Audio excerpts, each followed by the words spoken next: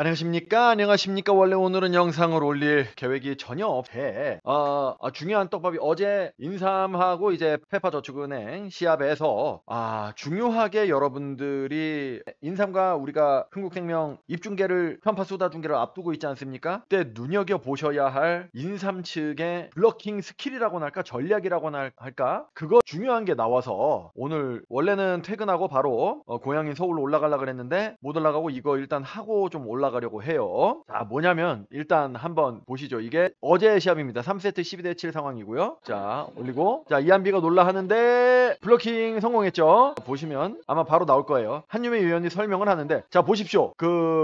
밀죠? 밀어서 은붕어에게 부키리치가 밀어서 이쪽으로 가라고 합니다. 그래서 저는 처음에 3블럭을 하는가 했는데 염치기의 그거를 보세요. 염치기가 블러킹에 참여를 안 합니다. 뒤로 빠집니다. 그리고 마치 그러니까 원래는 순서가 어떻게 돼요? 원래는 부키리치, 부키, 은붕어, 염치기 요 순서대로 있고 일반적인 경우에 이렇게 아웃사이드 히터인 이한비가 왼쪽에서 오픈 공격을 때릴 때 여기서 해가지고 오픈이 됐잖아요. 하이볼이란 말입니다. 하이볼. 예, 공이 여기 있어요 지금. 그래서 다들 공을 쳐다보고 있습니다. 이렇게 여기에 있는 공이 이쪽으로 이렇게 떨어져. 그럼 시간이 좀 있죠? 그러면은 오픈 하이볼성 공격이란 말입니다. 보통 부키리치, 여기는 부키리치가 뒤로 가서 이쪽 수비를 준비를 합니다. 수비를 준비하고 이 두 명이 같이 블러킹을 점프를 해가지고 이한비를 막아야 되겠다. 아니면은 너무 하이볼성이고 부키리치가 블러킹할 자신이 있다. 그럼 3블럭이 이렇게 드물긴 하지만 위험한 전법이긴 하지만 3블럭 3명이 동시에 블러킹을 뜬다든지 이렇게 보통 하기 마련인데 지금은 부키리치가 박은진에게 황급히 이렇게 밀어서 두 사람이 투블럭인데 이렇게 하고 염치기가 뒤로 빠지는 거예요. 그럼 이쪽에는 수비가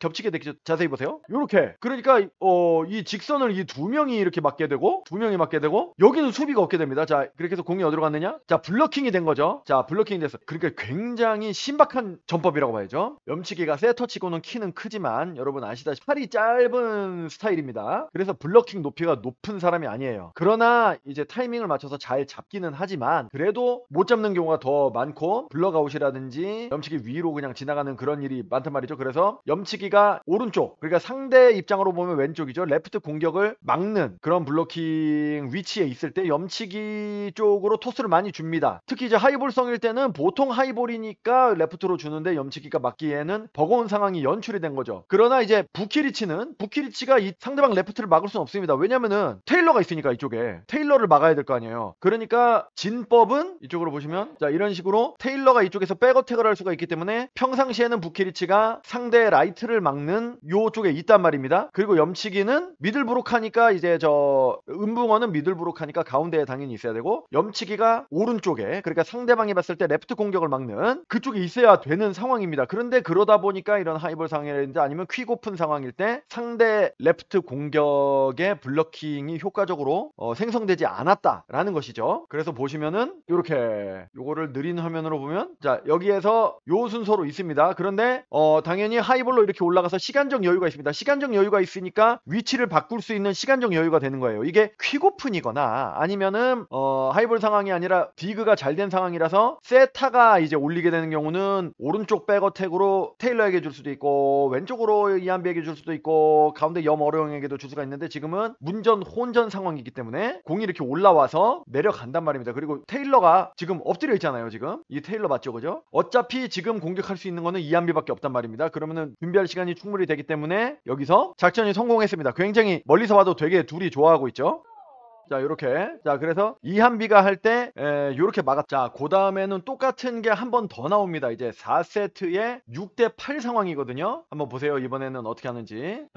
요번에는 정호영이 미들브로카로 있습니다. 자, 리시브를 받고 박은서가 패은서가 하는데 블로킹. 자, 지금도 보시면은 슬로우로 보시면 자, 요렇게 염치기가 뒤로 빠졌습니다. 이번에도. 자, 다시 한번 보시면은 여기서 박은서가 올리고 때리고 하는데 염치기가 뒤로 빠지고 때리고 하는데 염치기가 뒤로 빠지고 부키리치가 왼쪽으로 상대방 레프트 쪽으로 엄청 쏠리면서 막 정호영이 직선 코스를 맞고 똑같은 방식이죠. 그리고 여기는 비워둡니다. 여기에 원래 부키리치가 있어야 되는데 물론 지금은 성공을 했을 때고 실패했을 때도 있었습니다. 실패를 그러니까 성공 지금 2번 했잖아요. 블로킹 전법. 실패를 1세트 8대 12 상황. 은붕어가 자 서브를 넣죠. 그래가지고 정뽕이 전위에 있는 겁니다. 이렇게 해가지고 올려주고 이한비가 넣는데 지금 보세요. 정뽕이 한 명이 뛰었죠. 지금 어떻게 된 거냐면은 똑같이 할라 그랬는데 자 리시브가 불안하니까 오픈으로 이렇게 할라 그랬어요. 그래서 염치기가 이렇게 뒤로 빠지고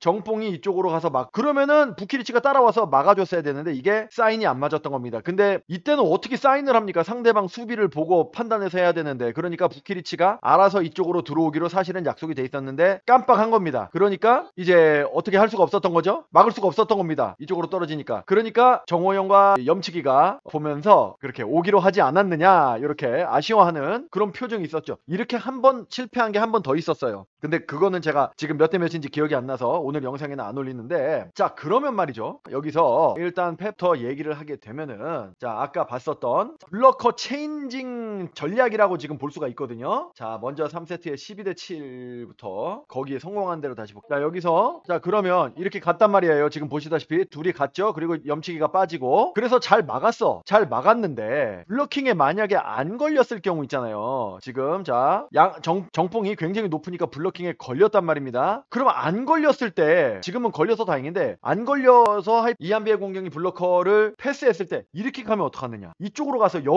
이쪽이 왜냐면 부키리치가 디그를 하기 위해서 앉아 있어야 되는데 이쪽으로 강 스파이크가 나가면은 뚫려 있어서 노란이 혼자 맞기에는 여기서 이 앞으로 가기는 좀 그렇잖아요. 그렇다고 뒤를 비워둘 수도 없고 뒤를 비워두면 뒤로 칠 거 아니에요. 여기를 비워둬도 되느냐 그런 위험성이 있지 않느냐라고 말씀을 하시지만 여러분 이쪽으로 가는 걸 뭐라 그래요? 자 우리가 이한비가 만약에 공격수라고 쳤을 때 이렇게 이쪽으로 가는 거 메가가 있는 쪽으로 가는 거를 직선이라고 하죠. 앞으로 합니다. 그리고 노란 쪽으로 공격을 하는 걸 대각이라고 합니다. 그죠? 그리고 이쪽을 뭐라 그래요? 부키리치가 원래 앉아 있어야 될 곳, 수비를 준비해야 될 곳, 그리고 네트에 가까운 바깥 이 공격수의 반대편 쪽을 우리가 앵글샷이라고 합니다. 직선, 대각, 앵글샷 이렇게 되는데 대각은 여기서 이제 표승주 자리까지가 거의 대각이 좀 넓죠. 그죠? 이 앵글샷을 아무나 때리는 게 아닙니다. 우리가 아사히라고 하죠. 아웃사이드 히터 줄여서 아사히라고 하는데 아웃사이드 히터 두 종류가 있습니다. 앵글샷을 때릴 수 있는 자와 없는 자로 나뉩니다. 앵글샷을 때리려면은 키가 크고 점프가 높은 사람은 유리하겠지만은 그것만으로 되는 게 아니에요. 경력이 좀 돼야 돼요. 볼 컨트롤이 돼야 됩니다. 그리고 여기서 위에서 때려가지고 여기로 떨어지는데 잘못하면은 좀 약하게 때리면 네트에 걸릴 것이고 좀 세게 하면은 갈 거 아니에요. 그리고 이쪽으로 앵글 쪽으로 각도는 잘 맞았는데 세게 하면은 아웃이 될 가능성도 있고 이쪽으로 아웃이 될 가능성도 있고 그렇기 때문에 앵글샷이 굉장히 어려운 겁니다. 컨트롤이. 그런데 제가 말씀드렸죠. 앵글샷을 할 수 있는 아사히와 할 수 없는 아사히가 있다고. 이한비는 할 수 없는 아사히입니다. 그 기술이 없어요. 앵글샷을 못 때려. 그리고 돌리진 않을게요. 그 4세트에서 이 전법을 성공시켜가지고 떡블락 당한 사람이 박은서죠. 패은서라고 하는데 그 박은서도 신인급입니다. 경력이 2, 3년밖에 안 돼요. 못 때려요. 앵글샷을. 신장도 그리 크지 않고. 그러니까 근데 키가 작아도 앵글샷 할 수 있는 사람들 있죠. 해외 아사히 같은 누구냐 그 파티에 위파위 같은 경우는 그 기회가 딱 되거나 이제 상대방 블러커나 이제 수비 같은 거 허점을 파고들어서 앵글샷을 간혹 때린단 말이에요. 꼭 키와 높이가 중요한 게 아니에요. 앵글샷을 때리는데 그 사람의 경력과 정확도, 레벨, 노련미 이런 게 중요한 거란 말입니다. 그러니까 패은서와 이한비에게는 이 전법 부키리치의 디그 위치를 버리고 후블럭으로 이쪽으로 가서 그러니까 상대방 앵글샷을 버리는 거지. 전제 조건도 있고 그리고 두 번째는 하이볼일 때 상대 이한비로 가는 게 너무나 확정적으로 천천히 확정적으로 됐을 때 지금 여기 테일러도 앉아있고 뭐 다 앉아있잖아요. 왜냐면 서브 리시브나 또는 디그가 불안했기 때문에 세어터가 안정적으로 이렇게 갈 수가 없고 박사랑이 여기 있잖아 지금. 그 두 가지 조건 그리고 상대방 아사히가 앵글샷을 쓸 수 없는 사람이 그렇기 때문에 이 시합에서 클러치박이 전위에 있을 때는 요 작전을 쓰지 않았습니다. 제가 일일이 다 확인을 했거든요. 왜냐면 클러치박은 앵글샷의 귀재란 말이에요. 필요할 때마다 앵글샷을 뻥뻥 때린단 말입니다. 그러니까 어떻게 돼요? 이거를 사인만 잘 맞으면 아까처럼 부키리치가 가야 되는데 안 가는 그런 상황만 발생하지 않는다면 굉장히 효과적으로 상대방 아사히를 막을 수 있습니다. 흥국생명전에서는 누구를 막겠어요? 정윤주와 김다은을 막는 겁니다. 정윤주랑 김다은은 앵글샷을 못하기 때문에 월드킴이 여기에 있다라고 하면은 이 전법을 쓰면은 큰일 납니다. 이제 이쪽으로 뻥 때려 뚫어버리거든요. 월드킴이 굉장히 좋아하는 코스란 말이에요. 김다은은 일단 주전으로는 안 나오니까 정윤주를 노리겠죠. 그런데 이제 만약에 마테이코가 빠지고 정윤주가 아포짓으로 가면은 김다은이 아사히를 할 때는 또 이 전법을 쓸 거고요. 염치기가 블러킹이 낮으니까. 자 그러면 이거를 대비해서 어떻게 해야 하느냐 앵글샷을 그럼 지금이라도 이틀 동안 연습해야 되느냐? 이게 이틀 연습한다고 당연히 되는 게 아니라는 거는 아실 거 아닙니까? 이거는 아웃사이드 히터들의 포절정 기술 중에 하나예요. 굉장히 레벨이 되는 사람들만 할 수 있는 거기 때문에 이틀 동안 이거를 경험이 그리 많지 않은 정윤주와 김다은이 이거를 연습한다는 거는 안 됩니다. 오히려 범실만 나와요. 그럼 어떻게 됐느냐? 여러 가지가 있겠죠. 직선으로 그냥 때리거나 이렇게 대각으로 때리면 이 두 사람의 고공 높이가 너무 높잖아요. 떡블락을 지금처럼 당할 겁니다. 그러면은 리바운드 플레이를 하거나 연타를 하거나 이렇게 해야 되는데, 연타를 해서 이렇게 하면은 여기에 두 명이나 있으니까 막을 거고, 대각으로 연타를 하면은 앵글샷 쪽으로 연타를 해야 됩니다. 연타를. 상대가 이런 포지션으로 나올 경우에. 흥국생명도 눈이 달렸으니까 정윤주랑 김다운도 눈으로 보고, 근데 지금 이거를 처음으로 이렇게 이 전법으로 나오니까 이한비랑 박은선은 당황한 거예요. 나왔는데 그냥 원래 생각한 공격을 했던 거죠. 그러니까 이쪽으로 연타를 때리면 점이 안 될 수는 있어요. 왜냐면은 노란이 카바를 할 거 아닙니까? 그래도 앵글샷 쪽으로 연타를 때려서 뿅 하면은 적어도 다이빙 디그를 하거나 팬케이크 수비를 해야 될 겁니다. 걸어가서 그냥 받을 수는 없어요. 걸어가서 받는다면은 굉장히